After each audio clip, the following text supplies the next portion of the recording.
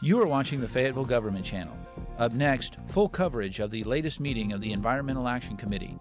The Environmental Action Committee is composed of citizen volunteers and meets on the second Thursday of each month. The committee advises the City Council regarding environmental issues facing the City of Fayetteville and its residents. And now, the Environmental Action Committee. All right. Well, welcome to the Environmental Action Committee. Thank you for coming. My name is Sarah Lewis. I'm the chair of the EAC as well as one of the Ward 4 City Council members on the Fayetteville City Council. And I think we'll start with Andrew with introductions first. Okay. Actually, we're starting with Quint. He's gonna. Introductions around the room. I'm sorry. A for Andrew. Yeah, Andrew Garner, senior planner and the City Planning Division. All right. Quinn. Okay. Quinn Thompson, current planner. Great. I'm Deanna Smith. I'm committee member and also the sustainability coordinator for Fayetteville School District. Peter Niergarten, director of sustainability and strategic planning with the City of Fayetteville. Richard Russell, Fayetteville citizen. Joe Kicklack, U of A student and Fayetteville citizen. Meredith Lewis, Fayetteville citizen. Lauren Gazwinski, Fayetteville citizen.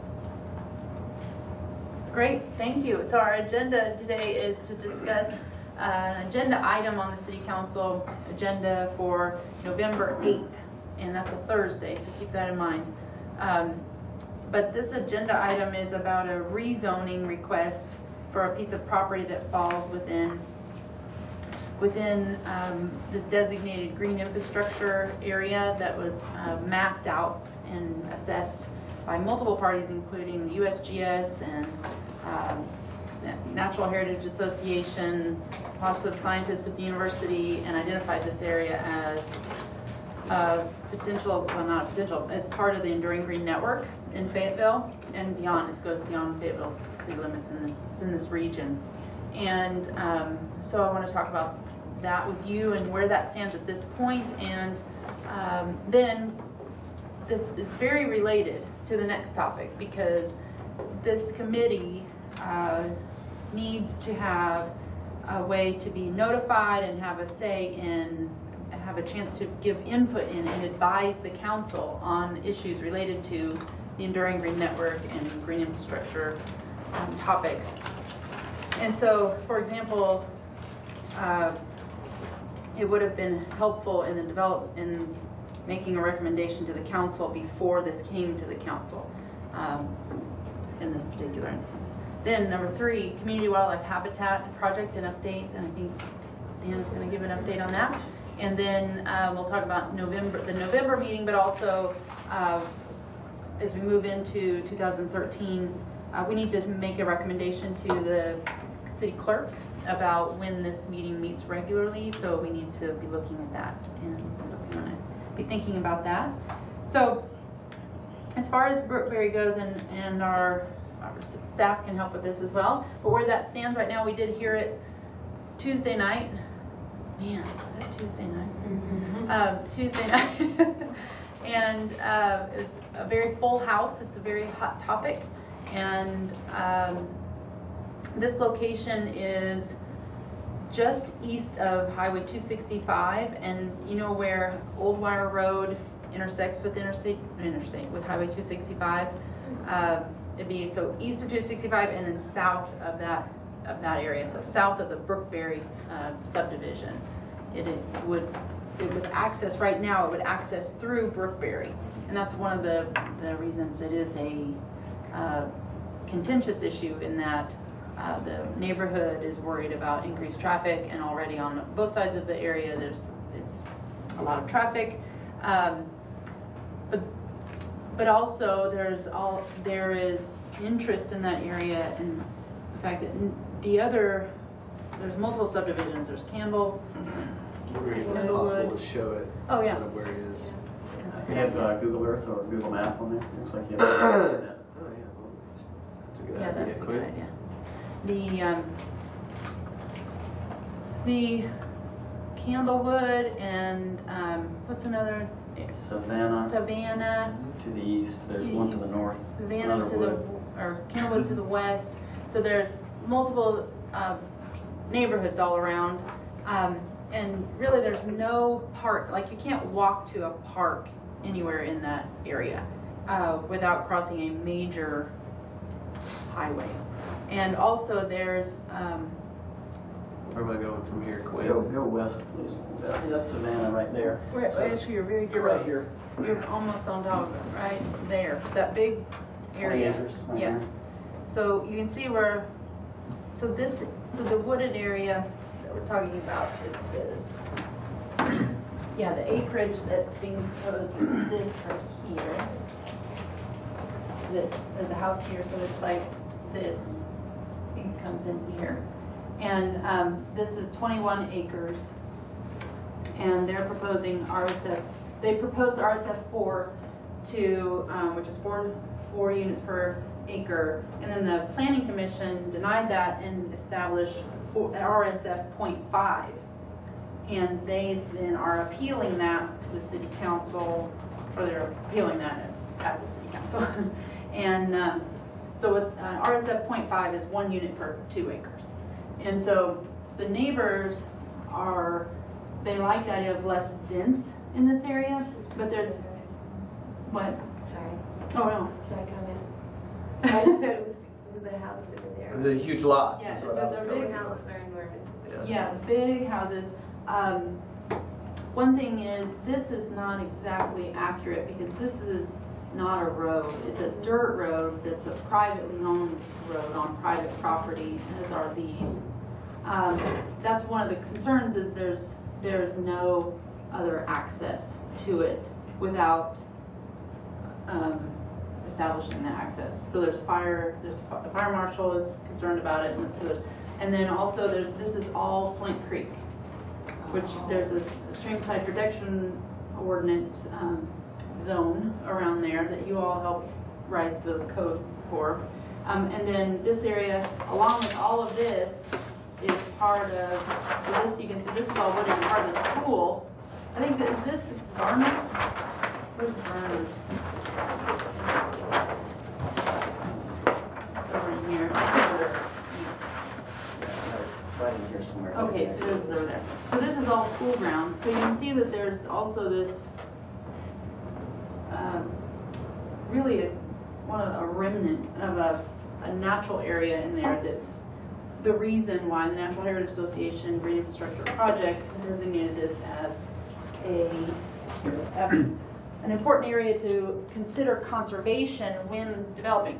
Sure. That plan does not say no development. It's saying consider conservation when you're developing this. And I apologize, but RSF 4 blanket does not do that. And there was no mention of it in Sarah, while you're from there, reference. would you be able to just show me the stream thread for Flint Creek and its direction of flow? It's flowing this way, Okay. and it's a tributary to Mud Creek, and it goes right along here. You can kind of see the way the development goes. I have a paper map here too that Is also. it the primary recipient of the effluent from the east sewer plant? Mud Creek, yes, it used to be, but it's not anymore. That was cut off when they built the west side. Well, a little bit after they built the west side. So when the west side treatment plant came on, they turned that off, and all of that effluent goes into White River. So this is part of the Illinois River watershed, but does not receive effluent. How long has it been offline for effluent? September 2009. Wow, the year I was doing field work. Way to go. So that's the only reason I remember, because I had to adjust my data. So It's probably reestablished pretty well. it's a lovely creek. It's super clear. There was high, it had rained. There's not a lot of construction upstream, so even in the rain, it was pretty clear. But then it gets down to the highway construction and west of Mud Creek. It's just mud. Mud Creek. We were walking along Mud Creek Trail, and it was mud just right after the rain. And then we came to Skull Creek, and it was clear, and you could see the convergence of the two streams, and it was just so obvious where they're flowing through, what the watersheds were going through. Wow. So this is a remnant of an area that's, this is based on the input from the developer that was interviewed, saying that it would be very expensive to build here because you have to blast a lot. There's rock right under the subsurface, and so this is one reason why they want more density too, is because they're going to need a lot of houses in there too. It's going to be an expensive place to build.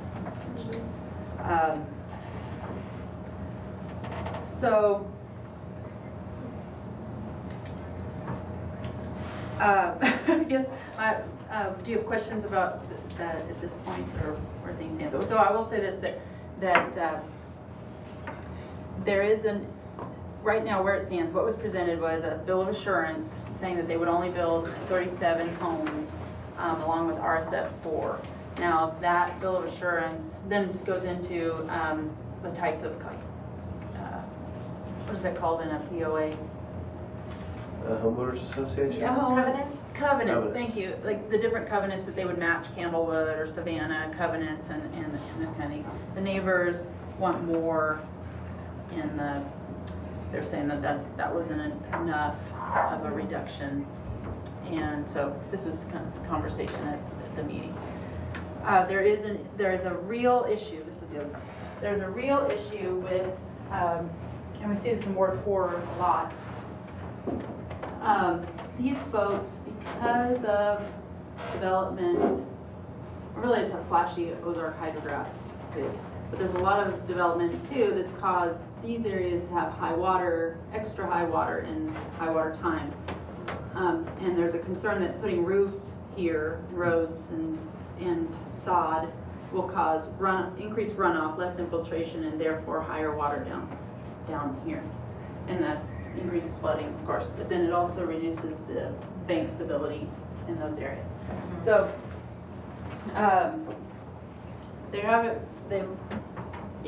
going into the floodplain is a natural thing. It's about whether or not it goes beyond what it can stand when you start putting roofs on the land. And I don't know where you would put a detention, like if you try to do a conventional detention, there's a streamside protection area and it slopes towards the stream, so you'd have to put detention along, but you wouldn't be able to do it in the streamside area. And so then but where you put the detention, because you have to blast to put detention in. Is there any discussion at all about potential for doing low impact development and maybe reducing the need for detention? Well, this, in my opinion, should be part of a what do you call it? The bill of assurance or something like this. Yeah. So that's the kind of thing that if I had a dream, basically, that especially in areas that have a green infrastructure or designated as high sensitivity, that this would be a stipulation saying that you can develop there if there are these kinds of, like a best management plan kind of implementation. But that's not the case. Was there anything else in there about them reserving additional green space? You said there would be a limit on the 37. So they have said, their bill of assurance says we'll build only 37 homes. There's no mention of that. If I can interrupt. Yeah, go ahead. I spoke to Hugh Jarrett today, and I believe he's the developer's agent. I believe that they're requesting 21 homes. Mm-hmm. I don't know if that came out of the last meeting. I know that they started at RSF 4, went to 40 something, then to 37, and then I don't know if that's the upcoming proposal or if that's the one that they heard on Tuesday. So at the end of the meeting, he ran to the front and said, "Okay, we'll do 20," and the council, but that, unless it's in writing, we don't have anything. Well, then, right. So what we just in a normal consideration of a zoning, it has 3 readings on 3 separate meetings, unless the council suspends rules and goes to the next reading. And so we're doing the full 3 readings on this, and so that's where it stands, and so we'll hear it one more time. And he did mention that, so it sounds like he's telling you that. So is he proposing to develop only part of the project in the beginning? Is that what he's saying? He's Or is saying they'll limit the number of houses that they would put in it. So they're going to dedicate a certain amount of space to just preserve green space? No, there's nothing about that. No? So, Just big lots? Okay. I was gonna say, is it gonna be big houses too? I mean, how big are the houses? One of the builders, right now, it says minimum, 3,500. is it a Oh, that's a minimum of minimum? 35? Oh, well, I they're haven't big seen that. houses.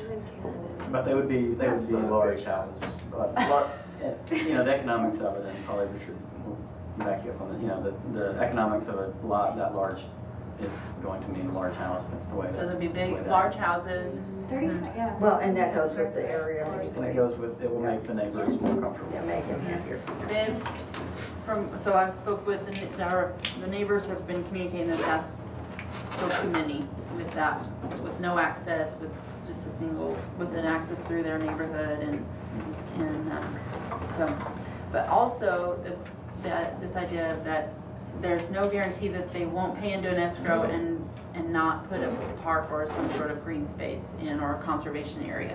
So that there's always the option of either you put it in the green space or you pay out into an escrow so that the city can use to maintain other parks or build other parks. So in an area with designation of a green infrastructure, enduring green network, to me there shouldn't be an option for paying into an escrow. There should be a green space. There should be a Yeah. conservation area, not Right, just okay. so it should be passive recreation. Yeah. Is If you look the on only option. our Enduring Green Network map layer, I mean, it's clearly identified Enduring Green Network along that creek corridor. And Yeah. How much of the property that they're proposing to develop actually falls in the Enduring Green Network? You know that? All of it? I thought Well, that there's would a be difference. better than 90%. Well, this is the Better than city. 90%? Yes. Yeah. This is the cities that Enduring Green Network. If you look at, and so what it is, there's the Green Infrastructure Plan that was developed, and it's used as a kind of a tool for developing the city's Enduring Green Network. So if there are two different tools, this one helps inform this one. It doesn't mean it's copied and pasted in, which is fine. But to me, this is a very important tool that should also, it shouldn't mean that you can't do something, that you can't, it's a signal to say, hey, there are some important issues in this area. And this designates the streamside protection ordinance. That's what this is. This is the only thing that's in the Enduring Green Network map. The streamside protection area is likely narrower than what is designated by the Enduring Green Network, and I don't know. I don't think we have mapped. Yeah, no, it's not mapped. I mean, it starts at a watershed level, and then it's basically, there's two zones. Yeah. I'm familiar with it. Right. Measured from the bank. And downstream is Lake Fayetteville. No, it's a big Mud Creek Basin, so it would. Neocoska, Lake Fayetteville comes through Clear Creek. Yeah. Mud Creek comes, and they meet down in Johnson. Yeah. So Lake Fayetteville is Clear Creek. Oh, here we go. Clear Creek. And then Mud Creek, Right. and they meet in Johnson. So this is part of Mud Creek watershed. So Flint Creek runs into Mud. Like they merge like right just north of this. Don't they? Right along 265. Just right along. They merge. It looks like just inside 265, and that's Mud Creek. Yeah, right there. Mhm.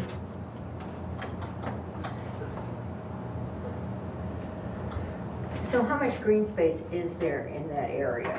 Right now, 21 acres. Okay. And so where it stands is unofficially, they are saying 20 homes, and the homeowners around there are still a little bit apprehensive about the traffic. Approximately 20 homes too many. Yeah. What do you No, know? I don't We don't think want that it that's the done. case. Yeah. They're saying they presented other development plans at the meeting, and they're saying that, if there were designated conservation areas that maintain the structure of the soil, help to bring it, maintain, that goes, because it is such, there's rock, there's not a lot of infiltration areas, so you're getting, and just having fewer, more closely built homes with more space around. So they're not saying no development. They're saying fewer, so there's not so much traffic, and also another access, because right now it's a fire hazard the way it's built, and then also recognition that there's nowhere to walk to there. There's nowhere to walk to. Like at record, there's no, this area, it's a green space island, the last one. The last one, yeah. But nobody uses. But they don't use it. Right now, yeah, there's little trails all around. Oh, they do in it. use it Mhm. for trails. Mhm. Okay. How do you get to it? Yeah, and that's really cool, and it adds value to that area, and we need that kind of thing. So is that the city does the trails or just the neighborhood associations do the trails? No. It looks to me like everyone has a trail from their backyard into the I 20 gotcha. acres. It's just Okay. trespassing. Walk their dog. Okay, so it's Very just nice, everybody's. Lovely. And so that would severely impact the trails. And it seemed like the biggest But there- concern is the run through the traffic. That's what the neighbors are concerned with, and the construction. You know, 2 or 3 or 4 years of construction traffic. Which is terrible timing right now because 265 is under construction. Right there, so it's already been, I live right where Ferguson is, that's my house. You're right in the middle So I of all know that, right where that yes. is. So it's been under construction already for, we're going on 2 years. Yeah. I would point out, if I may, that the city now has right-of-way, currently has right-of-way up to the end of Brookberry for trail, right on Flood Creek, and From the north or from the south? north-south. How far off of the bank is So it? up here we have right away? It's not particularly. Mhm. And also the trail, the master, or the FAT plan continues all the way through below. All the way the arrows Connects to school. go. We're trying to connect, Yeah. connect a safe route to school that way. Right to this Yeah, school right here. and there's the school. Yeah. At this point, Brookberry and Candlewood are organized against any trail being installed there. So is there a way for them to get to school, really? Or Yeah, other in their than by car car? drive. Well, Well, I mean, besides by, They don't, no, they can't. That's it. There's no. I don't think there was because it doesn't seem like there is. There are sidewalks through all of that neighborhood though, through the There are. neighborhood and up to the school. But you gotta starting go. with Well, school. Not Yeah. from Brookberry. That's where we ran. That's where we ran, yeah. Yeah, exactly. You And sure, over. you can get across. One more time, Peter? So Get around. I'm too tired. I just passed out from walking that far. A little kid on 265, just up and over, around and And down. risk your life coming down here. Hopefully the cement truck doesn't run you over. What they do right now There's is put sidewalk up on their, 45 and then That's here. That's Brookberry out there. Gwen, is that where? This is Brookberry here. Okay, right there. So there's trail that comes through this way. It's all easement to there. That's Uh-huh. right away now. This is on the trail plan. right, it's not there now. And, this is not, nothing's built, Mhm. but it is within, it's definitely within the streamside protection area, for one thing. And everything, you know, Sarah's right, this does flood terribly. All of these, you know, flood comes right up to the back corners of all of these houses. They were built literally to back the floodway. Wow. So it They will were be a built challenging where? place to build a trail. Yeah. Would you say that one more time about the floodway? They were The- built, The Properties the lots extend into the floodplain and the floodway, and the homes are built in many cases right up to that line. So, for instance, last spring, they had a river 150 feet wide through their backyards. okay. So that, and those conditions would make a trail difficult to build possibly, but we do have that right of way, and it's the intention of the city to do that at this point. So there is you're saying you're not sure if there's a feasible way for kids to walk to school without risking their lives yet? Well, no, just that because it floods, it's a challenging place to build a trail. Obviously, Okay. you're not going to walk the trail when it's underwater. Well, during of course flood. not, but. Right now, there's really no sign, from Brookberry, there's really, people do walk through that wooded area and onto that the gravel little, like, wishbone looking thing there, it's upside down wishbone, that's gravel, and they come out, but there's no really, and then they There's actually not have really not really a way to get to the school, And, sorry, so development on those acres would more than likely increase the flooding. Is that what? Yeah, this does. So, and I don't know how the water like you said, if we did low impact development designs, it can certainly help. It would have to be multiple disconnected methods, because the way that's laid out, I don't know how you could do a long swale, but then you get into the so they're not going to be able to put too many houses, and I don't even know where they put 20.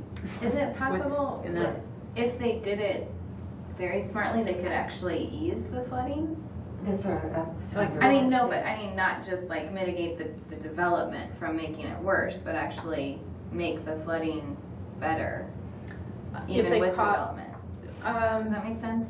You'd have, I don't like, not just offset the development extra flooding, but actually. You'd have to go into the floodplain, I think, to do that. Go into the watershed, yeah. Yeah, and I don't think the city would be interested in allowing that under our street child protection ordinance. Part of, Just guess. so I don't know if you can see where this comes from, but this is a lot of development here, up in here, that runs into that little watershed from the parking lots. And so, just that you'd have to go up that way to fix it. Okay. But so it's not just Flint, it's coming in from a bunch of little tributaries in there. So I guess it's the backing away from the details of everything that's going on here. The purpose of having this discussion is to, I suppose, inform or try to come to consensus on what sort of recommendation this group would want to have on this type of project, future projects that do have impact inside our identified enduring green network. And in my mind, what would seem like a good recommendation to take to City Council on a project like this is, okay, developer, you want to develop this land, it's your right to do development in here, but we would like to see protection of this enduring green network, identified layer, and we'd like to see that, dedicated into some sort of like you were saying, not pay into the fund, but dedicate that land as, parkland or preserved corridor that could be used for trail, if we so choose. We have it in Claver Creek. All through Claver Creek has it's a passive recreation. Is that what we call it? What's our term? Let's see. It's been a couple of years I was on the Parks Board, but there are like 7 categories. Wilson Park being the highest maintained, and then this that you're talking about now, which is basically unmaintained. Yeah. And there are a few different grades in between. So there are lots of different options that the parks could propose to for maintenance. So they're not mowing it all the time. Yeah, They're not. I'll be keeping it in as natural a state as possible. What if you would experiment around with embedding some kind of metric, some kind of way of quantifying the desired result? Well, I think that's what the Enduring Green Network gives us. What kind of metrics do they use besides just acreage undeveloped? Well, there's, like you were saying, this map shows along the creek, and then some. I don't know how much distance that is. It varies. the same? It's what was identified through the Arkansas Natural Heritage Commission. Is that who? Yeah, the Enduring Green Network map was composed of a lot of different resources. Yeah. One of them was a Fayetteville Natural Heritage inventory of resources in the city. We put in, floodplains, hillsides, steep slopes, and things like that, and also just trying to create greenways and linkages throughout the city. So some places it may not be a real great natural area, but it was a place where trying to connect, neighborhoods to larger green spaces. So it's not a raw, it wasn't a real ecological analysis. It was a combination of planning, parks, and natural resources kind of And thing. here's the objectives associated with according to Like, the for city instance, 2030. is a bluff line, is that considered something desirable to keep? You can read all through. It's a report, and it's full of maps, and it did analyze ecosystem integrity using macroinvertebrates and all kinds of things. But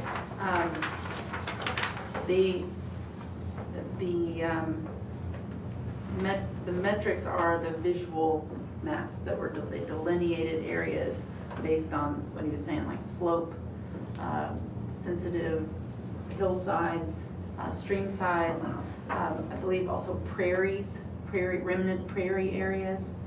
So so that's really the best metric we have, is saying if something falls within our designated area. And the thing that I want to recognize is, and then this would be our best tool. So if it falls within this area, if any of it touches this area, we're saying this kind of, we would make a recommendation of some kind. It seems like this project will most likely happen in some capacity, correct? There's no way. I can't answer that. Okay. Could go either way. So It's totally on the line right now. yeah, I wish I could have made On it the Tuesday. line, on the line, and probably leaning one way, but I won't. And, you know, I first prepared my report for this rezone in on July the 12th, so. Well, I don't mean to be disrespectful by assuming, or presuming rather, but. No, my point was only that it's been contentious since day one, and it remains so. Okay. Is there any opportunity for transfer development rights? That's not legal in the state of Arkansas. Really? Yeah. So it's something that the Green Infrastructure Group. So Lionel Jordan did the Fayetteville Forward. Was that 4 years ago?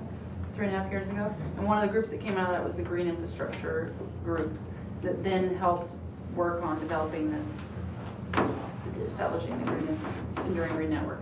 And one of the goals of that group was to bring forward this idea of transfer development, right? That we don't have it. What I was going to follow up my question with was, we could recommend some kind of paradigm to say that in the event that this does happen, because it seems like we could attain all three of these objectives by conserving that for the green space. And then if we continue to just conserve that area, we can eventually develop that into a trail or some kind of easement. Yeah, I mean, the argument, I would piggyback with that and saying that they already have to make a parkland dedication if they're going to develop this. Right. Why not make the parkland dedication, as much of it as possible Right. in that most sensitive streamside corridor area? Well, beyond that, right? Because I don't think they should put the parkland in the streamside protection area, because that's streamside protection area. So they can't put it in there. They can't put it in there. Well, Yeah, okay. so, yeah, right, So yeah. that's the streamside protection zone. That's arguable. No, it's not arguable. That is the streamside protection That's zone. the streamside protection Right. ordinance, right? Yeah. So from that line out, Then, right, beyond that, then you dedicate your parkland. that's our parkland. Okay, So then so we you get the don't- streamside area and Yeah, Yeah. they can't mess with that, and then they go, okay. Yeah. Okay, and how many acres? Because already they I see have the- to. I see the they have planner to raising his develop- eyes. I know, the planners go. what do you think about that? Well, this concerns me because in planning, when a developer comes forward with a project, they're not allowed to develop inside the streamside protection zone, so it doesn't seem, so that's the level playing field. Now, inside this area, you can develop and you designate your parkland. Is that not how we're interpreting it? Well, they have to go through the Parks Board to determine whether or not the parks would want to park on that property. Mm-hmm. And the Parks Board has a criteria they have to go through before they accept land. Glenn can tell you a little bit about it, but it has to be usable land. A lot of parks are in floodplains and things like that. A lot of them would be and they get streams in their parks and things like that. So that's an amenity to the park. Mm-hmm. And so that the Parks Board could consider that. I think they probably could consider that area. I mean, I can't speak whether they want a park there or not, but Yeah. I can, well, and you probably can too, if at this point the Parks and Rec Board recommended taking money in lieu of land For this project, Really? based on without mention of the Enduring Green Network, I don't Yeah. think. But if you look at the map, there's, I think it's called Bryant Park, or there's a park within a half a mile. It used to be a half a mile. I think now it's a mile radius that they look at. If there's a park there, then they'll typically take money in lieu. Yeah, there And that's was, what they recommended for this project. you're talking about this little park here. Brady Park. Even though realistically that park is like 4 miles from there because you gotta go It's a radius. Whew, It's like 4 miles from me. So, this is so, okay, can we, two things here. One, you're exactly right, and that's exactly the approach in all of our committees. Any committee that exists in the city of Fayetteville well, is in the city of Fayetteville, is an advisory role to the council. So, this idea of what advice would we give to the city council for the next time that the council hears this? And then I liked to hear, I don't know if you saw Terry Lane's email, but designating someone Yes. to present that Yes. from the committee to Yes. the council at the meeting on the 8th. Just Yeah, one person. one We person. consider all of us getting up there. Yeah. Same Sure. thing, and Yeah. I hate us. After a while, they're like, okay, thank you. And does that recommendation hold the most weight if it comes from a citizen or if it comes from our council representative, in your opinion? Oh, I think I can certainly say it on the council, but if someone from the committee is a citizen representative, you know, nominated, you all were selected by the council. I was not. I was appointed by the mayor to be on this committee. So you all were selected by the members of the council, not including me. So they put you here to hear from you. So I think it would be very cool. Can you characterize the topography of that patch? It's towards the east. It's flat. There's a nice flat piece across the top, but it falls off very, very quickly to the west towards the creek. It's very, very steep. And did someone mention something about an approach that was going to need to be taken in order to establish building pads? Did we hear blasting? Who was saying that? I mentioned that because in some of the other developments, they had to do that, and then someone was building a pool nearby, and they weren't able to. Someone was putting in ground pool because they weren't able to because they would have had to blast out. So this is, and then the other thing was we talked to another developer who walked the land and said, "I would never develop this." Wow. Because, you know, just good civil engineering practice, if you're building pads and you've got difficult terrain, then you're either creating new topography in order to have flat spaces to have buildings, or what are we doing here? It seems like if nobody's discussing the methods of establishing these lots, that they might be proposing something pretty radical. Is it a massive red dirt haul-in exercise? What are they going to be doing? At any rate, I just remember one flood where there was a Datsun pickup in the intersection of 265 and Old Wire Road, and the water was coming in over the door. So the guy had to abandon it. And that's why that sewer lift station has such a high finished floor. And I'm not sure what they did with the fire department down there, if it agrees with that. But if you start channelizing that topography by creating all these building pads, you know, if that's the direction, you can think of some major objections to that, right? Yeah. Just looking at it in 2D, you can decide about that. Are developers required to do any type of stormwater management plan where they are? So is that in a different phase after the development's been okay? So right now it's just zoning. The only thing we can talk about is zoning. So we couldn't say if you can build so many units here as long as you've calculated the stormwater runoff and you have a retention pond that's going to be able to handle that, and you're not going to add on. So you can't say that? On that part you can. You have to, at this point, you have to say you're going to not increase the amount of flow that will leave the property. Not increase the amount. So Right. if you're having to blast all of this to get houses on it? This is what another developer mentioned. We don't really know. Oh, we don't know, No, okay. This was something But that was an assessment. if indeed you were, that might be a problem for, It could be. yeah, you just don't know. Yeah. Okay. And I don't, there's no plans for stormwater. Nothing has been presented. The only thing that could happen is, and this has happened in other things, was over here on Ward 4 by the hotel saying, if you'll let me do this, I'll do low impact development. So in this, the tree preservation area there out by the Holiday Inn, do you remember that? So that kind of thing can happen. That wasn't really a rezoning, but in a rezoning, it's really just about the types of land uses that could be put there. A bill of assurance hooks to that for that property. So if these folks leave, the bill of assurance stays. So that could be written into a bill of assurance, but the city can't ask someone to put something in the bill of assurance.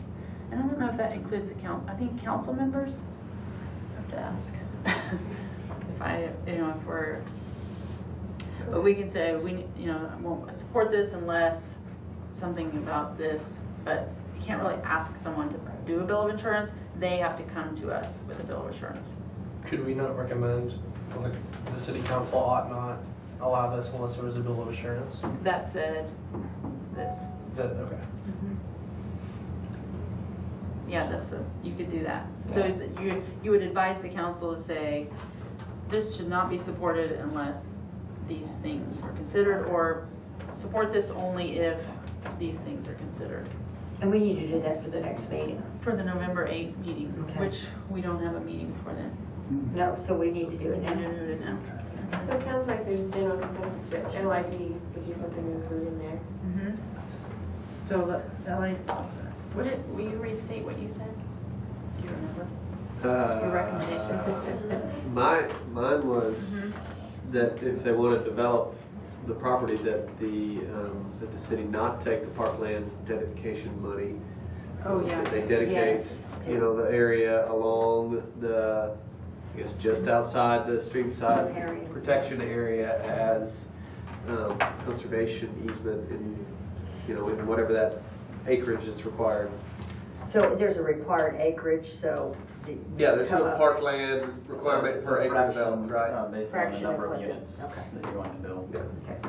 Okay. And I'll point out, maybe the trails administrator, coordinator might have a suggestion also about where you take that land. Might be.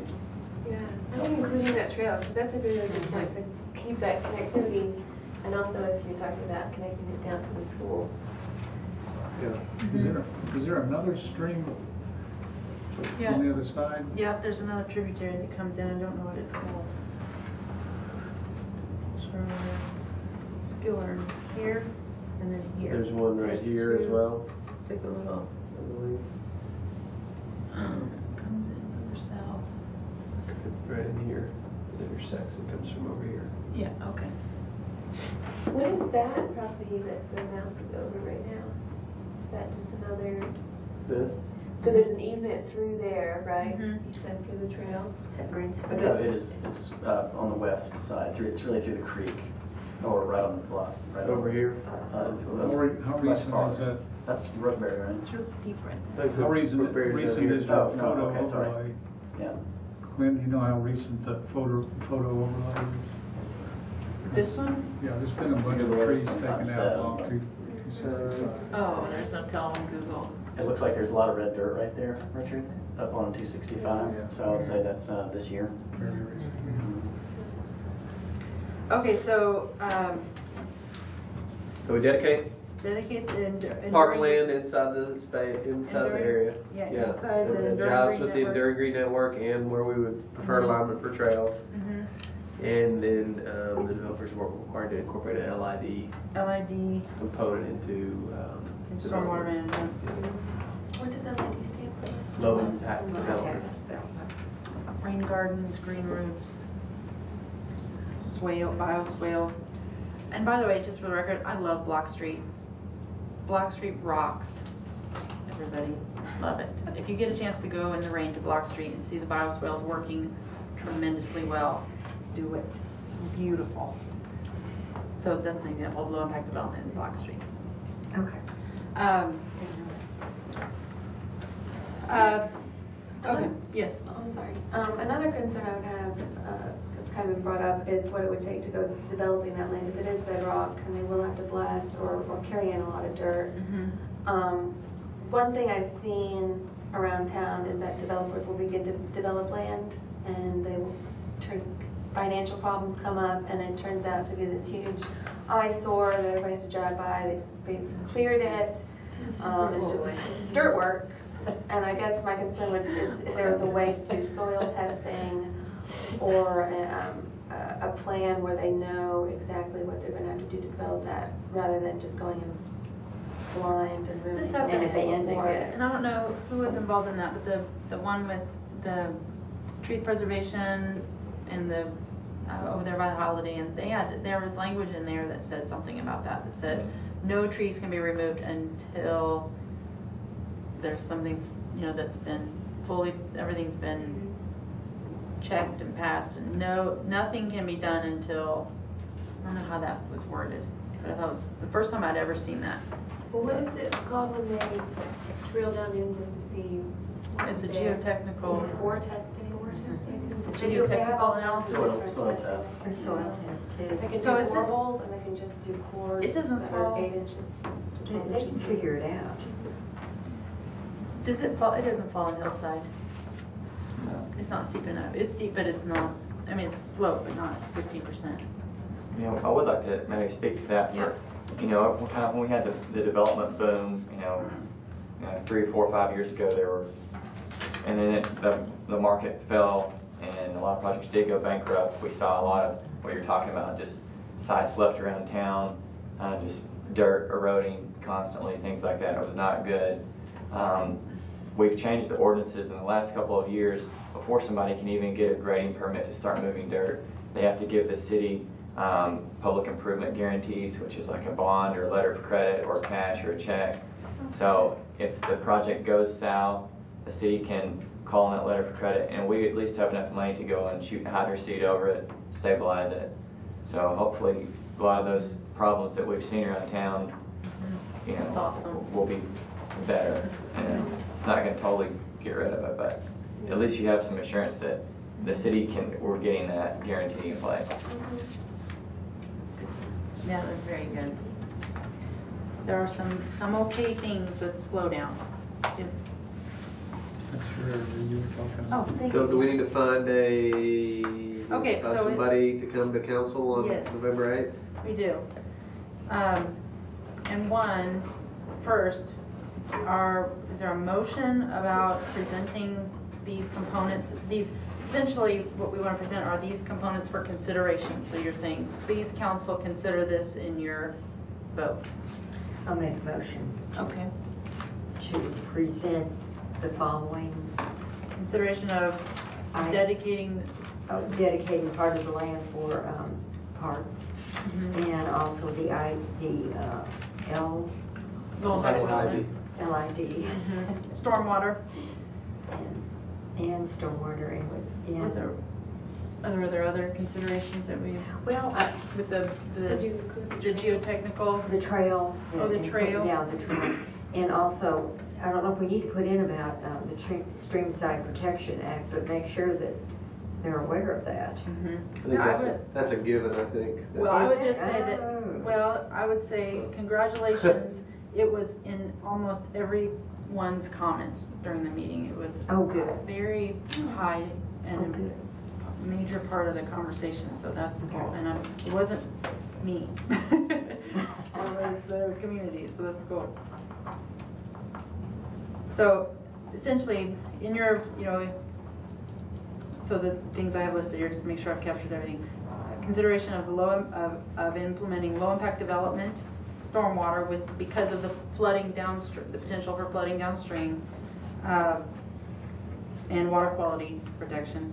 Dedicate to ask that they dedicate a parkland as part of that would connect to the Enduring Green Network and not pay into the escrow. No money. Yeah. And then trail location considerations, and I'm not sure what we mean by that. Do we mean, Well, they've do we already ask got- for easement? They've already got easement and right of way, right?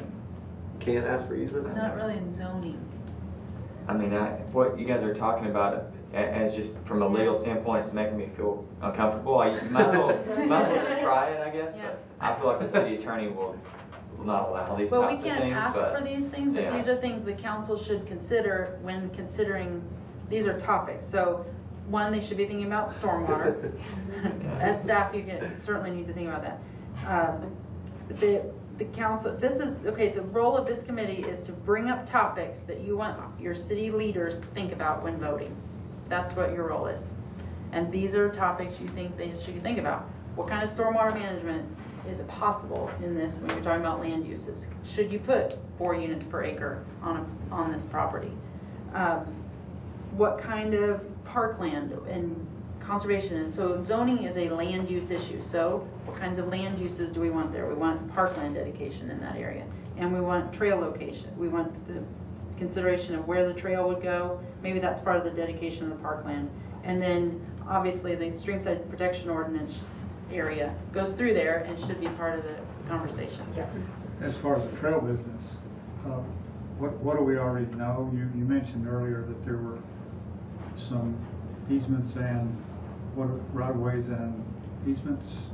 There's right-of-way right now for the trail. That's property that's city owned park. by the The city. city owns that property. But And that's then- north of that property. It's not through on that the property. No, it's actually, well, it is to the north.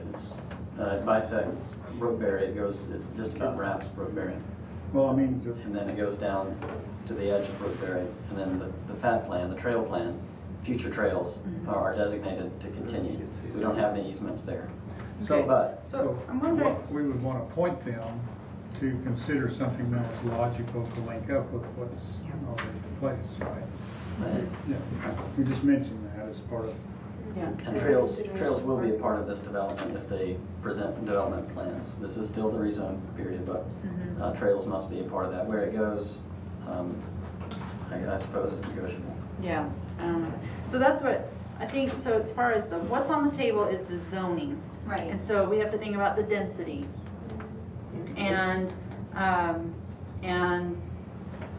the enduring green network. So I think that those kinds of things, like the land uses there, and the type of, and I think it's fine to bring up the stormwater management of that area. And because the number of roofs you put there, and it's going to affect the stream downstream. I don't care how big you put that detention pond. There's a detention pond on the other side, at the top of the hill, that it holds water for a little bit and then soaks down and pipes through and goes to the stream. So it's, anyway, we need disconnected There's a fire stormwater. station to protect down there in that basin at that intersection. Yeah, What is the property currently zoned?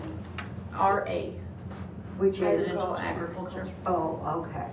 So the question really is. Should it be rezoned at all? Okay. The maximum density for homes on RA property is 0.5, the equivalent of 0.5 units per acre. It's 1 unit per 2 acres.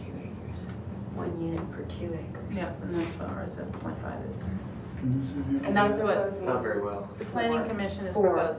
Okay, so we need to move on a very similar topic. So right now, as I understand it, Connie's going to present on November 8th. No. Oh, you made a I motion. just made the motion. Okay, sorry, you made a motion. So We need a second. all right, and we can make, we can talk about what you're gonna, I mean, these are the themes that that the person would bring up. Is everyone okay with that? Okay, Yeah, I second that. you second that? All in favor? Aye. Opposed? Okay, so Now we need a then we need the spokesperson. person. We just I hope Connie almost got designated.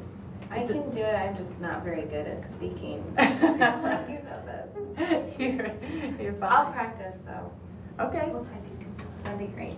there you go. Are you want to I'll type call something you up? each individually the week leading up. Just practice. Okay, so you two work together on that. All right. Okay, I'll go with you. Now, you said November 8th? It's November on Thursday night Okay. because the election is November 6th. Oh, that's right, And so we okay. can't have a public meeting on a federal Right. election night. Oh, so it's gonna be the after the Second election. Thursday of the month. November 8th, I guess it is the second Thursday of the month, That's when we usually which is meet. when we meet. So we It's our fourth which is agenda the fourth agenda item, Okay. Here we go. November No, we got half of 8th it. at 6 p.m. And it will be right after the consent agenda. This is very related to our next topic. would you like to share that? So, I mean, we've kind of been dancing around this pretty much since we got here and started discussing Brookberry. But essentially, you know, we've talked about the Enduring Green Network and got the map here of where it lies. Here's, you know, it's goal 5 of our City Plan 2030s that we're going to assemble an Enduring Green Network. Here's our objectives associated with it. The question before us is, when projects like Brookberry come through development services, how best to inform this group about said projects and allow us to have this sort of conversation about the project in order to come to consensus on what kind of recommendation we want to take, similar to what we just came up with for City Council. Andrew Garner is the city planner, and he and I have chatted about this a little bit. And Thank you for thinking about it. yeah, I think Andrew, why don't you tell us just a little bit about sort of the variety of types of projects that you see, and then maybe we can have a brief discussion about sort of where we want to draw the line in terms of what level of interest we have in viewing potential projects that may come through. I'll take one step back really quick before I hit that question. The Enduring Green Network map, really, I'm not sure if you guys are familiar with what role it plays in the city policies and, you know, rules and ordinances and things like that, but we use that Enduring Green Network map to come up with and influence our future land use plan map. It guided where we feel like development should go in the next 20 years. And so that was kind of a resource that we used to come up with, you know, on the future land use plan map that plans out, you know, where we want to have commercial development, residential. We have a designation for natural areas. We have a designation for rural, you know, more single family residential. And so we use that map as a resource to come up with a future land use plan map. And so the future land use plan map is referenced whenever the city council or the planning commission look at rezoning a property like Brookberry. So whenever they look at changing the zoning map, you look at the future land use plan map to see, you know, where it should go. And so the Enduring Green Network map is not just we can certainly, whatever you guys want to do, I mean, but I think if you really want to get the Enduring Green Network map, give it some teeth, it really has to be put into like something besides just a resource document buried in the plan. Because it was never intended to be used to guide development, really. It was kind of a tool just to kind of come up with a future land use plan map, and we use that future land use plan map to make recommendations on rezonings. And so that the Brookberry area Is this the future land use plan? no, that's just This is the Enduring Green. Yeah. Your map. So- Is this the one down in the pile? yeah, that's kind of like just one of the resources that the city planners and city council used before we adopted the City Plan 2030. Right. And so that map, the future land use plan map, is really what has the authority, or, you know, is the basis for making recommendations on rezonings. And so like when Quinn was making a recommendation on Brookberry, the future land use plan map shows it as yellow for residential. Yeah. Even though there's a Enduring Green Network, it's flat. I mean, for whatever reasons, it wasn't chosen as this is a natural area. We do have some areas on our future land use plan map that line up exactly with that are shown in green to be preserved. If a rezoning comes up, or if it's developed to be done very sensitively. But that's kind of like the big picture. To kind of get to what Peter and I were talking about, you know, we have all sorts of development projects come through the city, really small ones, big ones. You know, from somebody, we have 2 neighbors wanting to move a property line. We have to process that through the city review process. And then we have big projects like Academy Sports. And we have policy decisions like Brookberry, where you're changing a zoning map or rezoning. We have conditional use permits when somebody may want to be doing a dance hall at a bar or something. So it's like, I think from you guys, you know, would need some feedback. If you want to be notified of projects, I mean, we could let you know all the projects. You know, I don't think you're going to really care about property line adjustments, you know, but I think the things where you could really, but whatever you want us to provide, or, you know, we'll be happy to help. But I think that, you know, what you're talking about here, when council is deciding on a policy decision, a rezoning map change or an annexation or something like that, I think that's where, you know, the Enduring Green Network map could really be used as a reference. Yeah. You know. And so one, you're saying that that's a potential policy change that could happen in zonings? Well, I mean, I think if you really want to give it more teeth, the future land use plan map, if you're not happy with the future land use plan map, it shows yellow where it should be green, then that's a policy change through council to change the future land use plan. Right. So the question here for this group is, so that's a possible, that's definitely a possible like proposal that could come to the council. Short term, which, I mean, that's a proposal that certainly we could take, but also what I'm looking for in this discussion too is like a trigger point when there, let's say our future land use plan, is there a future land use plan if a development is up against the streamside protection ordinance? To me, that's a trigger that an email to Peter. I don't know, like if something is coming up against it in the like sensitive areas that have been identified, just that's a notice. Hey, let the EAC know that this is a topic that they would probably be interested in. One, to bring up issues, to remind the council to be thinking about that this is a sensitive area. It's along a stream. It affects water quality. It affects quality of life.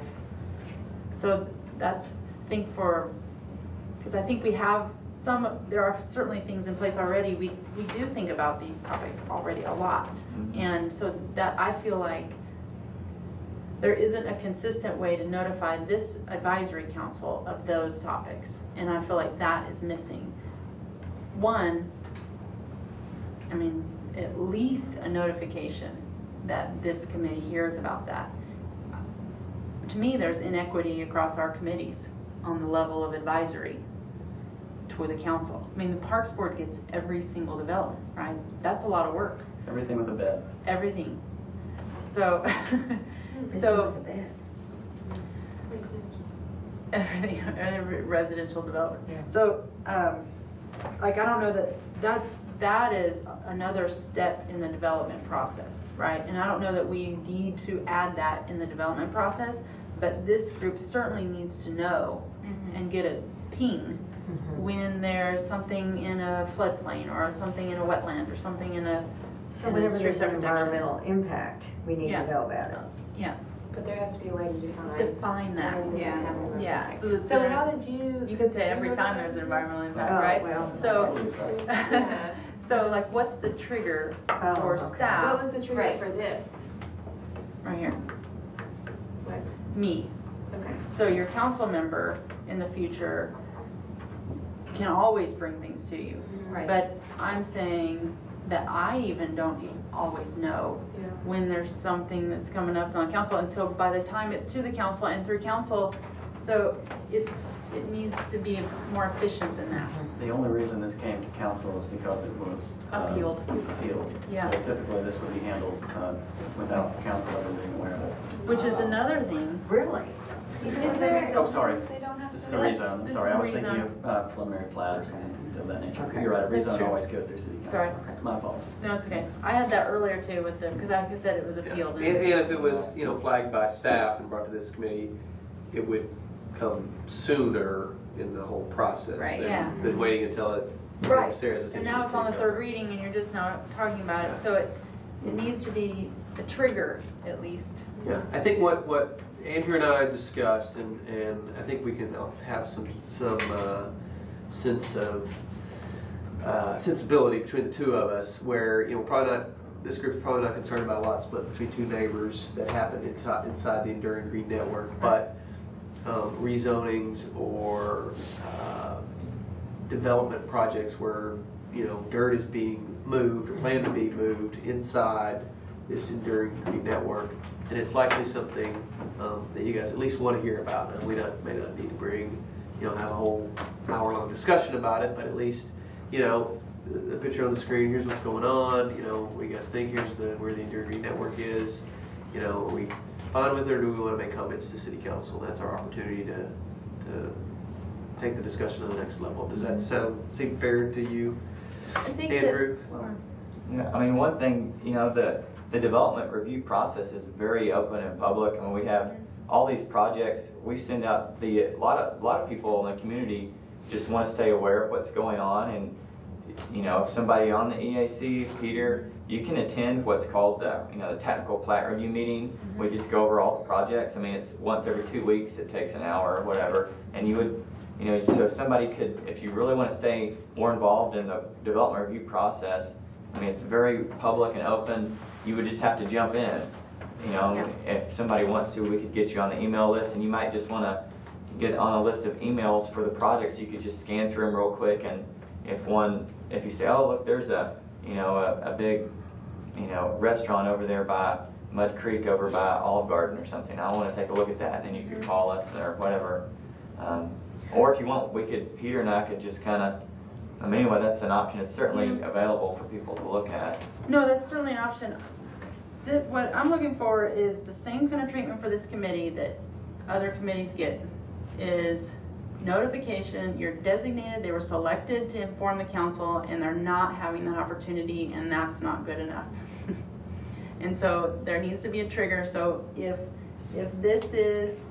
the future land use map is our guide, then when a project touches the streamside protection ordinance, if it's a zoning, a rezoning, a development, then that goes to the EAC. That's a trigger to send something to the EAC. Could we expand it to also include the green designation, whatever, because it might not have a stream running through it, but it might be designated on the prairie.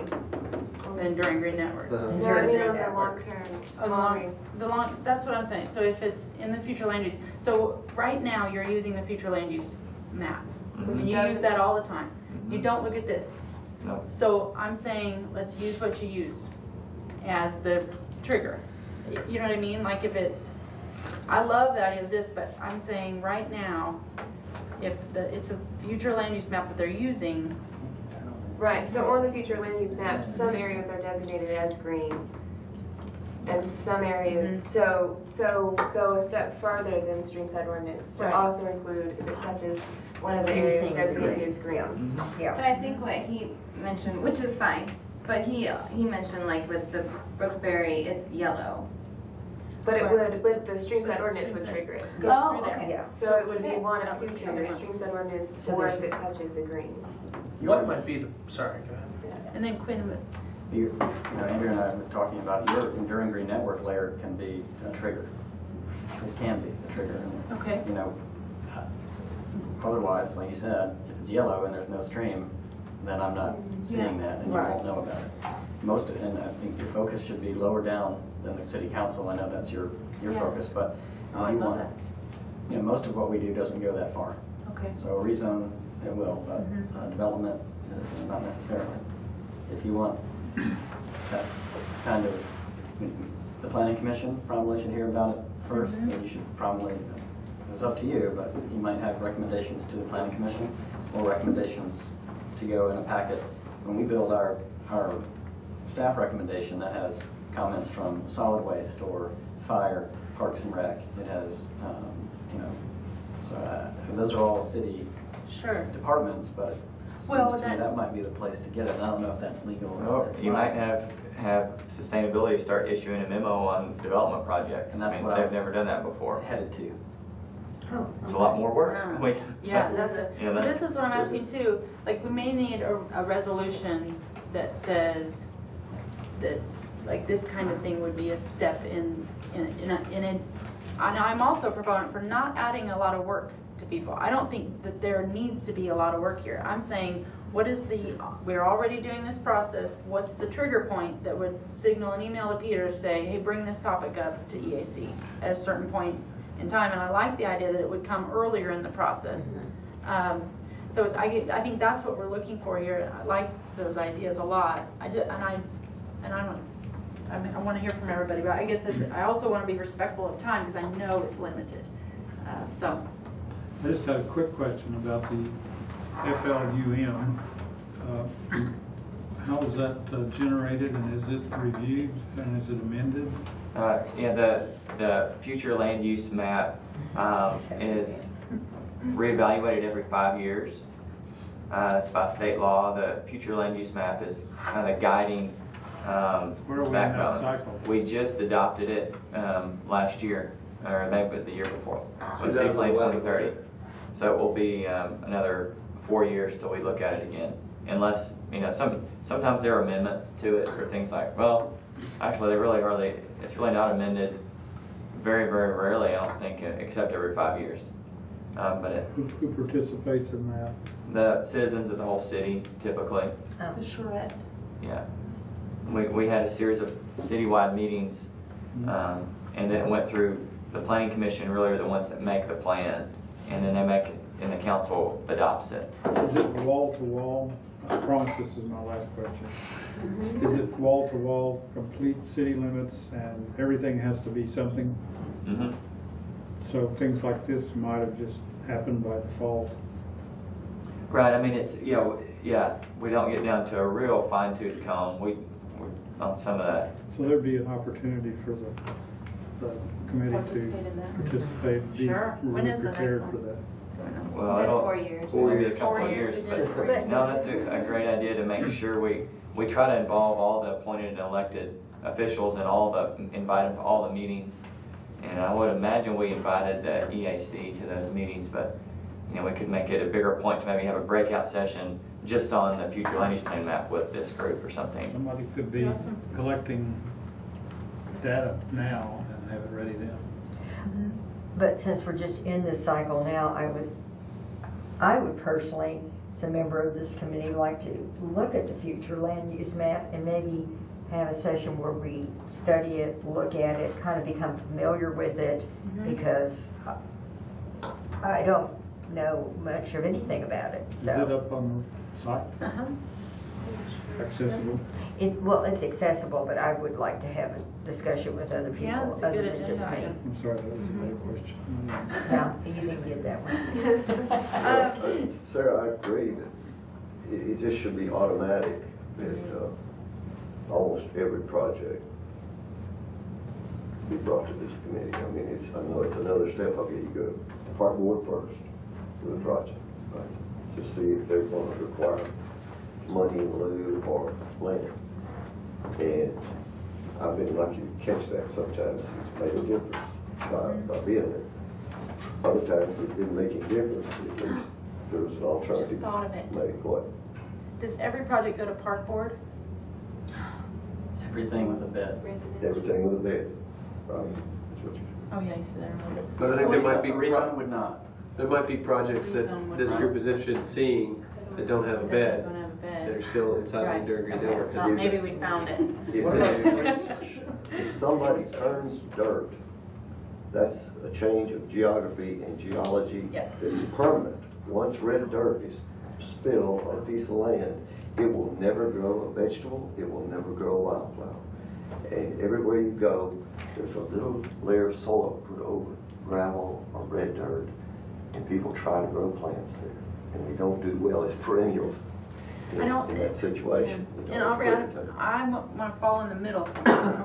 I want us to have a chance to hear about it, but I really am not supportive of adding a full development step. No, I'm So, not saying. We just want to it's be gotta an notified advisory and opportunity. personally It's decide not whether or that not we want to come comment into it. or That's- recommend Yeah. something, right? That's yeah, so that's what I want to know is when is it in the regular old development process that we get a note, that we get a little signal? That, is it what is, so related to that, what types of project, is it maybe if there's a grading permit? Yeah, we'd be happy to go into the details of all different types of permits, and I mean, there's grading permits, there's residential permits. At that point, it's too late. They already have the permission, they have the permit, right. you know? Yeah. That, I mean, and What part of it too, I'm a little concerned with, you know, like if somebody has a piece of property like Academy Sports, they were close to Mud Creek. Yeah. You know, but they have the development right that's already zoned C2. Yeah. They come through, they develop with all the codes, they do everything we said they have to do, and then all of a sudden, if somebody from the EAC comes up there and valid concerns with it, with impacting the stream side and erosion and things. But if they're already meeting everything, I am There's nothing very we can do. concerned that, yeah, your comments really have no say because Yeah. there's no That's what I want to be ordinance. careful of, because we really are an advisory council to the council. Advisory committee to the council. So, can we, I think it's kind of like, so. It's a matter of, Basically, if we could do things that are, what about things that go to planning that are then, because we don't know then if it'll go to the council. Somebody may appeal something. So, and maybe that we have to watch our time too tonight, and then we could revisit this next time. If I may. And think about it a bit. yeah, the purpose of coming to your level, funding staff, planning commission, and the things that were most critical to our neighborhood, the NIMBY things, people tend to go, and I've gone to the each level subdivision, plat review, everything. That first you know about the project, because then you know what you're talking about. And if you aren't there on the ground, and seeing it and experiencing it some way, you can't make much of a comment. So I sometimes make a comment.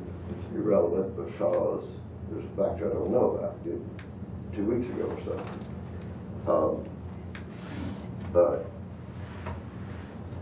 So what if, it needs to come before people who are concerned about and have knowledge of those subjects. is it, so when you look at the future land use map, is that on GIS? Mm-hmm. And it would be a simple click to go Enduring Green Network? Mm-hmm. Yeah. Layers, right? Yeah. So that scene, and then simple click to email Peter. Couple clicks. Yeah, A couple clicks. That's no problem. So sounds like we might need, one, a resolution to include an overlay of the Enduring Green Network of a future land use map in a project planning, one. And two, if there's an Enduring Green Network included in a project, then the EAC gets a note. Does that require a resolution? A resolution by this group or? I want that in writing. I want that a request. I don't know how that, I want that not as a handshake, but this is how we're doing this. It's a procedure. Yeah, On which level? for staff, so any of our staff, so Quinn, if he gets we want him to stick around, but he leaves and goes and does great things. The next person that's in his role knows that here's the future land use map, here's the green infrastructure map, consideration, and then. What do you guys have right now that is sort of your policy that you follow when a new project comes in to you? What do you mean? I'm not following it. What are our items that we review? What Yeah, layer, and what- for instance, what layers are we turning What on? what boxes are we turning document where? defines that? It's the development code. Okay. And it has to be in the development code in order to have any sort of requirement for a developer to do anything. Okay. Yeah, we don't want to divide, we're not I'm just requiring about any development. What you codes. guys do when your staff reviewing Yeah, the Paul, like project. staff procedure kind of stuff. Yeah. I mean, it just we go straight through a checklist of the development code. Okay. Do you have this? Do you have, does it meet the building setback? Is it? And that is a check. Where's the land use plan come in? This is a That's set only in a checklist. policy. That's only in a policy decision. You can't consider that on a development because at that point the zoning's in place. They already have the development rights. So I think let's just isolate this bit. So I feel like that's what we need right now, is at the policy level, because we are a policy advisory committee. Okay, so if once by right, sorry folks. Too late. Too late. So we are talking about that level of things. So not in the development, do you have that, but in the policy kinds of things, like zoning. Oh, okay. Okay. So we would only hear things that council would hear. Mhm. So is there a way Like to this- distinguish that? Yeah, that would make it a lot simpler. Let's Okay. focus on that. So for do we now. add that to the development checklist? I think like Sarah mentioned, it'd probably be some sort of resolution Okay. to incorporate that into either an overlay or something. I mean, we could certainly just start doing it, and we can make it an internal policy or something. That's what I'm wondering, can it be an internal policy? But I don't want it to be just you guys, because you're great. I want it to be, you know, it needs to be, you know, like, this is kind of what we do. What process would be used to add an SOP like that to? You know, part of our checklist would be if the Unified Development Code says you have to have 18 feet of driveway before you have a building so that you can park 2 cars. That will be something, that's a piece of code. You have to meet that requirement. That requirement ends up in a program that we use. But I think that's well beyond this group.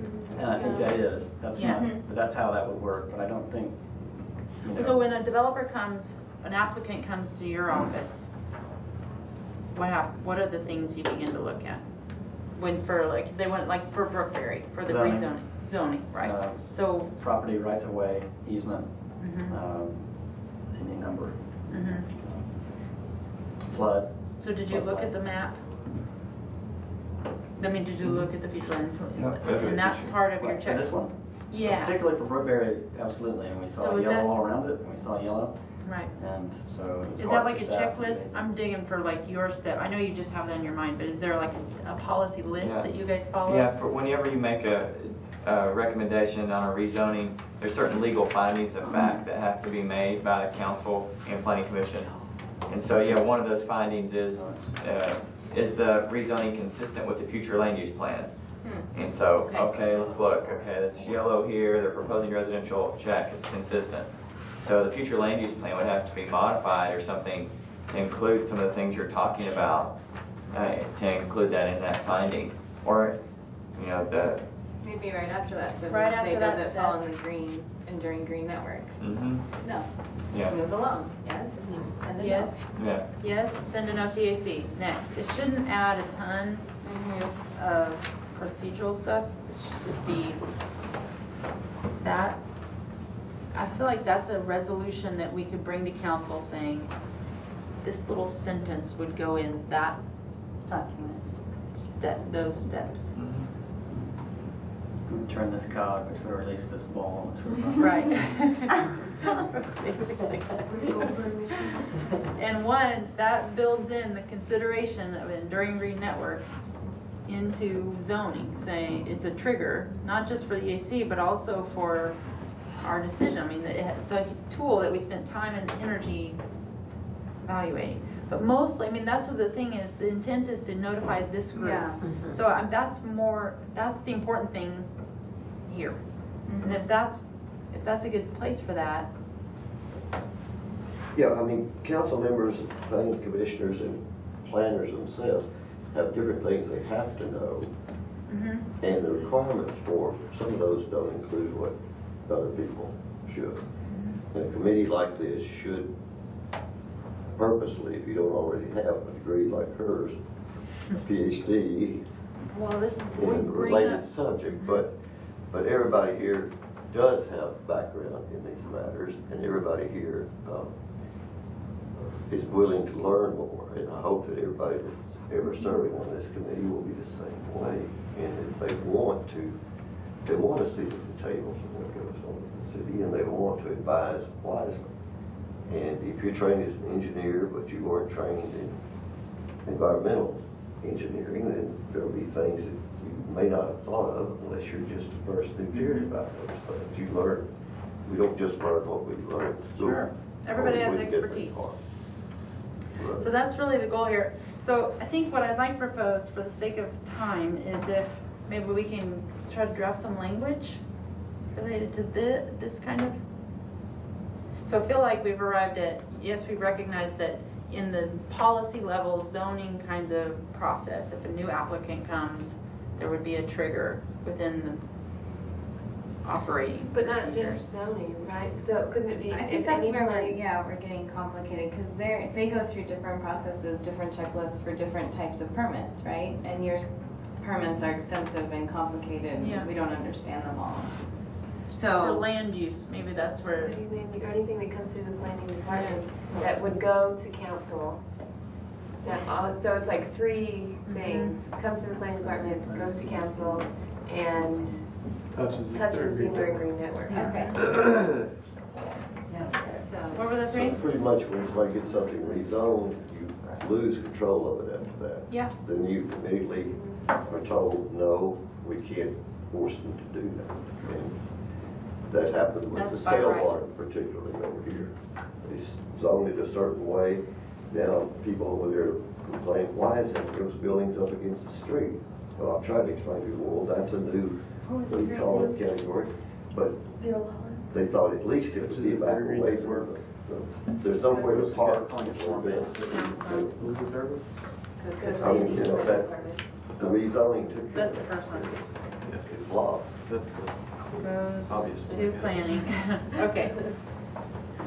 And maybe the request to council in a resolution is that there's an establishment of this kind of policy, and then staff figures that out. We don't have, I don't want to tell, we can't tell staff how to figure out how to do that. But the request is include in the EAC in an email. Good. And maybe, you know, just, we can also kind of try and make a personal commitment to attend the plat reviews, you know, periodically. Yeah, and then That would that's. be good, You too. come, yeah, even if one of us went to each one and came and reported. Yeah, just report it. Mhm. You said they're every 2 weeks? Do you know when the next one is? Remember, not I think right it's off 2 the- weeks. We had one this week, right? So it's gonna be 2 weeks from when it was on Wednesday. Okay. If you guys want to give Peter your emails or anything, we'd be more than happy to get you on the list of that, so you could read what the projects or what projects are coming out. You have them. Maybe we don't you? just figure it out. I do, yeah. Maybe that's all we needed. Remember what Yeah. you know, that's it. What's that? Maybe just Just needed to know when EAC the- members get on The plat review. the plat review. Well, that's true, but you would have no idea whether. Yeah, whether it's an issue or It's not. just, it's just a title. What to review, okay. Yeah. That would just be funny. Is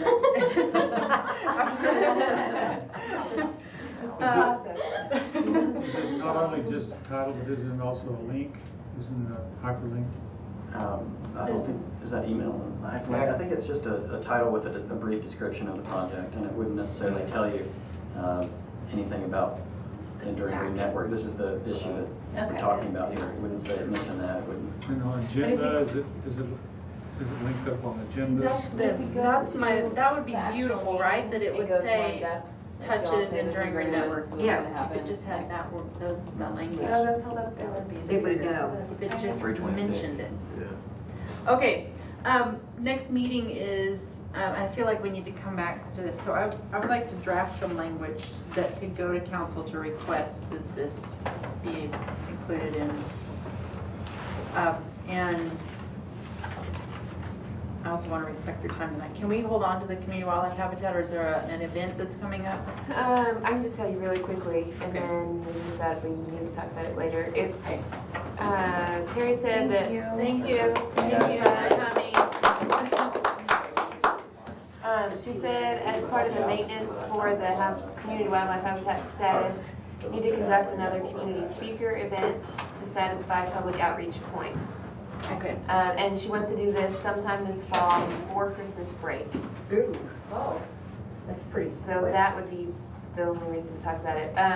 But she already has an idea. She was thinking Mitchell Pruitt, who was the teenager who had the big year last year. So he saw something like 300 and something birds in 365 days, and he's a freshman now at the university. Oh. So he's here, originally from Jonesboro, and he's That'd be right good. here in Fayetteville. So we can have like a session at the library? At the library, last year it worked well to do a Monday evening, 6 to 7:30. So basically, she planned this event and just asked if it's okay. So do you guys think that it's a good idea to have Mitchell Pruitt along with Joe Neal, who is, you guys know who that is, for the community wildlife speaker on a Monday from 6 to 7:30 before Christmas break? Yes. All in favor? Aye. The only thing that would be good to get some feedback is potential dates.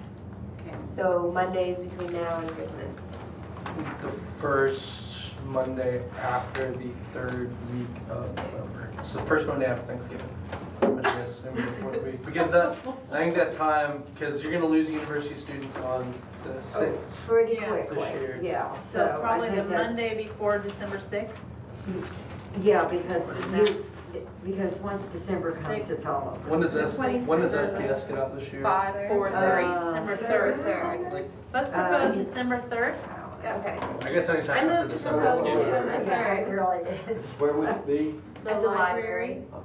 Where was we? From Okay. 6 to 7:30, December On 30th. Monday, December 3rd. First Monday, that would be, and that's Park Board Okay. in this room. Which apparently we need to go to every I'll come time. down there and turn on my. Yeah, I was reading over it because I was supposed to get a little bit of language put together, and I was reading over their ordinance. They have a lot of responsibility. All right. A lot of work.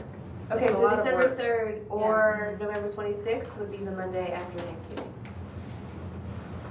So that is the second day. Okay, so, awesome, That was quick. that's great. Good. Thank you, Done. thank you for bringing that information and just helping with that. Okay, so put that on our calendars, and then Our November meeting, November meeting, we have a conflict. we do. The possibility is that that's. We the don't town- have a conflict. Yeah, You don't know. yeah, it's a town hall, it's a town hall, what do we City have? council City meeting. council meeting, oh yeah, Yeah. sorry. When was the town hall meeting, that was last week? Oh, When did we have a town hall meeting? Yeah, that was last week. sometime, Okay, last Thursday. So we have a study council meeting on that, but we could have the EAC meeting that night because it is the Brookberry topic, but, which is, but you're coming to present, so that'd be good. What about the next Thursday, November 15th. 15th, November 15th? That's what, I already have that on my calendar, actually. You already Let's proposed it. just didn't do you? that. Okay.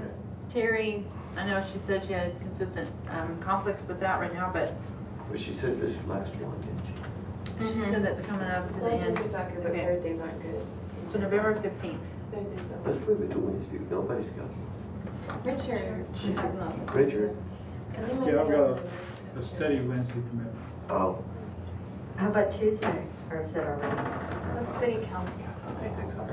Oh, that's city council. EAC. All right. So our meeting is November 15th, same time, but can you check with Sandra about the I room? think It's all clear? I'll double check, but I'm pretty sure I already did. Okay. Are there certain places that the meeting is advertised? Because changing the meetings, it has had some of our community members who have come, Yeah, have called and said, oh, I thought there was a meeting tonight. okay. I know, and I we, don't know if there's a good way to get the information out, just in case anybody wants okay, to watch you it. just, I think the I, public meetings are listed on the website each Okay. week. but the 15th's another telecom board meeting. That was a fun one. We'll get done, then we need to try and stay on, these are things, those are big events that a lot of, like the council meeting, we can't, and we have a topic there, so we'll try to stay on the second Thursday of the month. Second Thursday? Second Thursday of the month, from here on out. Okay. That will put us on December 13th. Yeah, December 13th. December 13th. Wait, That's our next meeting? No, our next meeting is the December- That'd be the 15th. last week. December 13th will be our December EAC meeting. So from here on out, sorry. so from here on out, looks like the second Thursday of each month. Do we need to tell, who do we need to speak to about that for the website? It's done, It's already. yeah, each week the clerk posts public meetings on the website, And they're in the newspaper. and they're in the mostly. newspaper.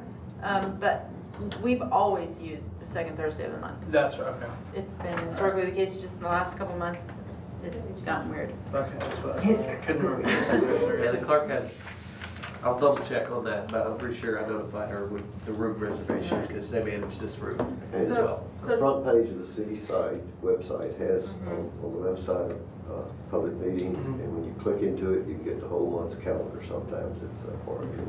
Yeah. Yeah. Yeah. So the conclusions are that Meredith and Lori are going to work on presenting for the next council meeting. Thank you. Thank you for doing that. On this topic. we were On the just Brookberry discussing. topic. Then, Andrew and I are gonna work on okay, language. awesome. And I think it can be general We'll put it in together and see what scope, makes the most sense. but achieving certain, yeah. Yep. So what I heard, just to summarize, yeah, thank you. So essentially advising the council, and if we're able to the planning as well, but policy level and Enduring Green Network triggered. I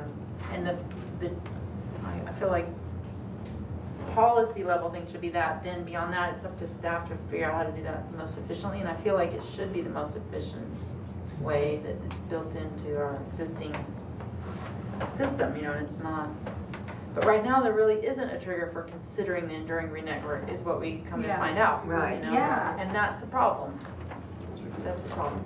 Yeah. It's, that map has never been on their radar since That they was was never been. Yeah. accepted by the council and Right. added to the plan. They Yeah, never looked it's at it. not in there, and that's really part of this, will be two successes. One, including Enduring Green Network as part of a decision-making process, and two, notifying the group.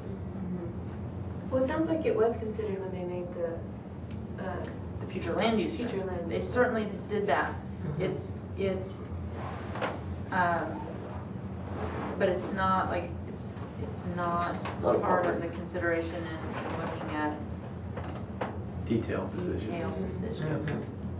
What, Monday night, a week ago, what I spoke on at the meeting was another variance from the stream center. Did they do another variance? Did they pass it? Yep. So these are the things we need to be there for. Yeah. That's, you know, So, and okay, we and could not meet, not have meetings, just attend the other meetings where you would advise. Apparently. You do the homework advice, you never have this group, because Yeah. that's where you're needed, where it makes a difference.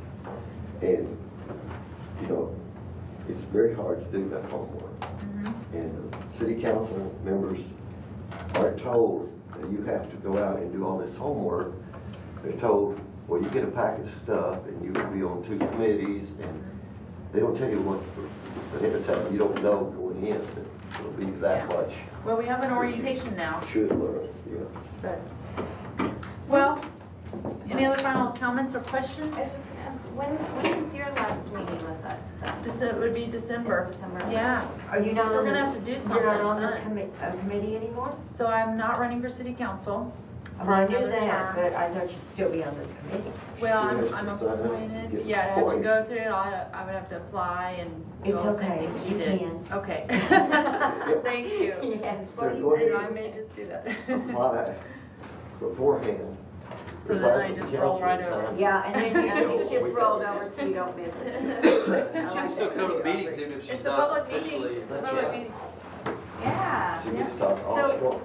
That's all right, I can say it. Will we get a new city Whatever I want. council meeting, or person, is that what happens? We'll get- Right, so there'll be a new council member appointed. And the By mayor mayor. appoints. Mayor appoints. Are they required to have sustainability experience and expertise No. like you? No, but you can advocate to the mayor to do that, certainly. Sure, that we could make a recommendation. That's right. That's right. Yeah, so after the election, make a recommendation to the mayor.